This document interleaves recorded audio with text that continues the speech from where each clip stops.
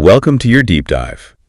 Today we're really getting into it, unearthing the dynamics behind, well, a pretty unexpected shift in Canadian politics. The events leading up to Justin Trudeau's resignation. We've gathered articles, research notes, different perspectives you've provided, and sort of distilled them down to give you the clearest understanding of this pivotal moment. Right. It's quite a case study, isn't it? How quickly political fortunes can shift, even for someone who's been in power for a while. Absolutely. And our aim here for you isn't just a sequence of events, like a simple timeline. No. We're digging into the factors, how they intertwined, why this all mattered.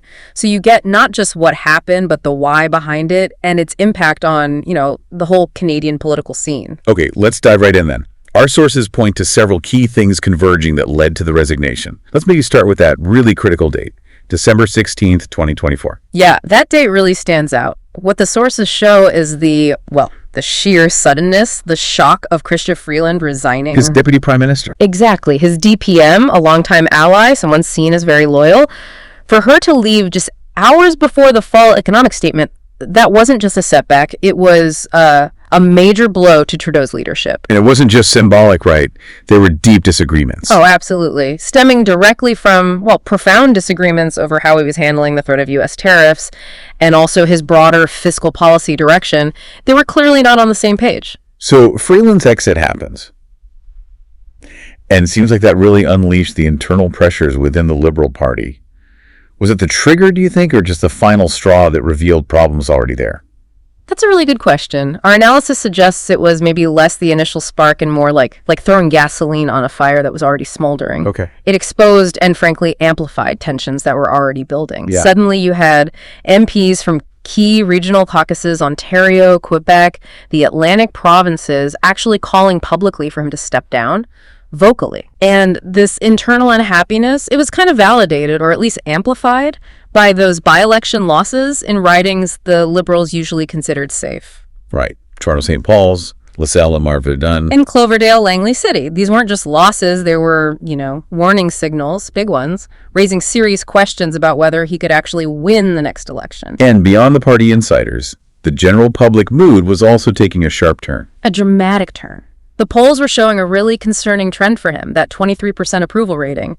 Our research confirms that's not just low, it's near historic lows. Really? Like bottom tier? Yeah, for Canadian prime ministers over the last, say, 50 years, it was a significant collapse in public confidence, not just a dip.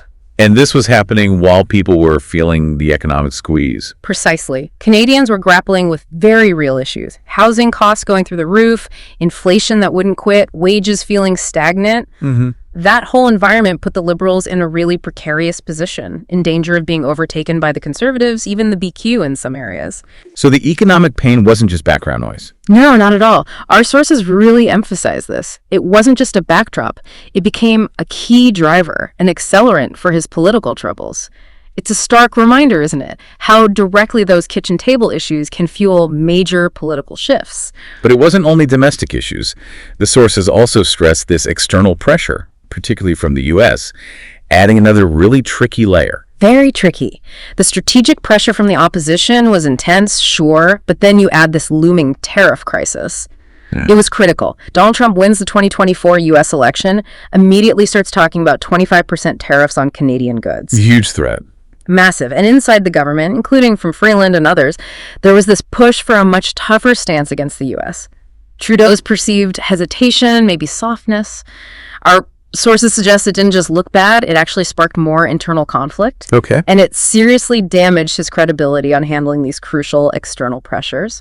So, when you put all these pieces together, the party turning on him, public support tanking, the economy causing widespread anxiety, and these international pressures, what does it tell us about his decision? He even mentioned the internal fighting himself, right? He did. Quite openly in his resignation speech. He said something like, "This country deserves a real choice in the next election. If I'm having to fight internal battles, I cannot be the best option." That's quite candid. Extremely. It shows a leader realizing the internal fighting wasn't just a distraction. It was actively preventing him from governing effectively, and maybe more importantly, from even being able to campaign effectively. The image of a divided party, it's tough to overcome. No, what's really fascinating looking through the material is just how fast things moved after he announced he was stepping down.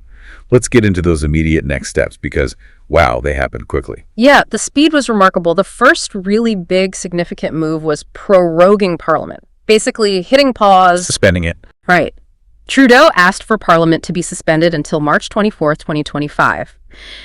And our sources are clear. This wasn't just about taking a break. It was a strategic play. Why? It gave the Liberal Party breathing room, time to actually organize and run a leadership race. And maybe, just as importantly, it let them avoid an almost certain non-confidence vote, given all the turmoil. It was like hitting a reset button just when they desperately needed one. Okay, that makes sense. Yeah. And that leadership race, held under pressure, brought in someone new. It did. They held the election in early 2025, and Mark Carney emerged as the winner, a very high-profile figure, obviously. Former governor of the Bank of Canada. And the Bank of England, so Yeah. immense economic and financial credibility there. He took over as prime minister mid-March, and then almost immediately a snap general election followed. So a very quick transition. Incredibly quick. It wasn't just changing the leader, it was a fundamental, rapid shift in Canada's political direction, all unfolding in just a few months. So we've really dug into this complex web.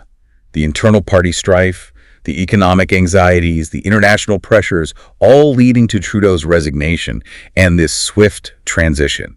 You should now have the core insights, the key details from all the sources we looked at. Right, and I think this journey through the material really highlights something important. It shows how even very established political leaders aren't immune. A combination of internal fractures, public unhappiness, and external shocks can really unravel things. Yeah, it's quite the convergence. It really is. It's a testament to how dynamic, sometimes unpredictable modern politics can be. Which leaves a final thought maybe for you to consider. How do these specific Canadian dynamics mirror the bigger challenges leaders everywhere face? You know, trying to balance what people need at home with this incredibly complex global situation.